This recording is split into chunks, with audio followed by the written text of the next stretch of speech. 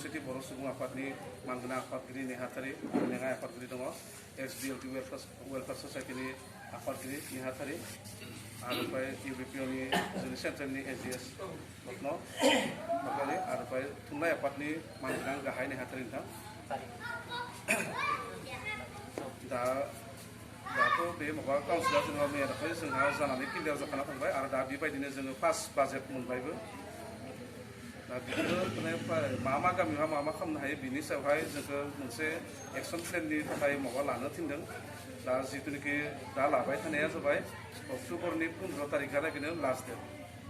दा नोंथांमोना जाय मोनसे लामाखौ बुंदों आरो बे लामायाथ' नोंथांमोननि थाखाय बिराद मोनसे गाज्रि जों रायज्लायबाय थायो फार्स्ट जुदि हायोबाथ' बेखौनो खालामनांगौमोन दा दिनावहाय एनेका मोनसे बेबायदि मोनसे लामायानो गैया जे हावबा गामि इमान बेकार गामि थाङो जोङो खिन्थु बे जलिकापुरनि बे गेजेरनिफ्राय बरगुरि फैनाय लामाया रखम दा जोंनि बे मरिगाव डिस्ट्रिक्टआव खाथियाव गैया बेलेग डिस्ट्रिक्टआवथ' गैयानो बेफोर बिराद मोनसे जोंनि लासिं सिं मोनसे खोथा आरो दा मोनसे खोथाया मा जाहैबाय दा जोंनि बे जिथुनिखि बाजेट होदो आरो दा बिजों जोङो बे लामाखौ बिहालागैनो बनायनो हानायनि खेमता गैया थानाय डाइरेक्ट बुंनाया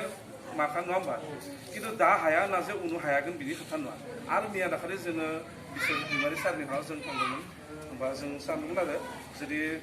एक्सट्रा बेलेगनिफ्राय फान्ड लाबोनानै जुदि बेखौ बनायनो हायोबा माने गोख्रैनो ताने बे मोनसे लामाखौनो हमथागोन होनना भाबिनायमोन आरो खिन्थु बेबो जाहैयाखै दा बिथाङाबो ताने मिनिस्टार नङाथ' बारा माबाबोनो हायाखै ताने खाननैसो खमाय लागोन आरो दा जोङो बेखौसो बुंनो हागोन जे दा जे इमारजेन्सि जों बे लामाखौ बनायना होनो हागोन बेखौ आं बुंनो हायागोन आरो कारन जोंनि दा मैया दाखालि जिथुनिखि फान्ड रानदो सासे अफिस बानायनोसो फानगोन आरो 13.5 कोटि फैसा होदो नोंथांमोना मिथिदों नामा सागे आंथ' सिगांबो बुंदों जायखौ काउन्सिलाव फैसा होगोन आंनो निजेनो जनायगोन आरो लोगोसे नङाबानि मबाइलजों नायनो हागोन होननानै जोंनो स्टार्टारनि फार्स्ट थारखाय माने बाजेटआव मैया दाखालि 13.5 कोटि थार फैसा होदो बेखौ ताने अफिसफोरखौ थिग खालामना होदो दा बेखौनो जों मा सानबाय जोंथ' आन्दलन खालामनानैसो काउन्सिलखौ मोनदोंथ' बेनिखायनो जोङो बे फार्स्टनि फैसाखौनो नांगौबा मोनसे बा मोननैल' खामानि मावगोन डिस्ट्रिक्ट वाइजआवहा थेवबो बेखौ जोङो आधाखौ अफिसाव बाहायनानै आरो खावसेखौ जोङो गामिफोरावहानो मोनसे मोननैबाबो जोङो नाम लाखिनो होननानै आरो फार्स्टथार जे बे नाम लाखिनो होननानै जोङो प्रत्येक EMनोनो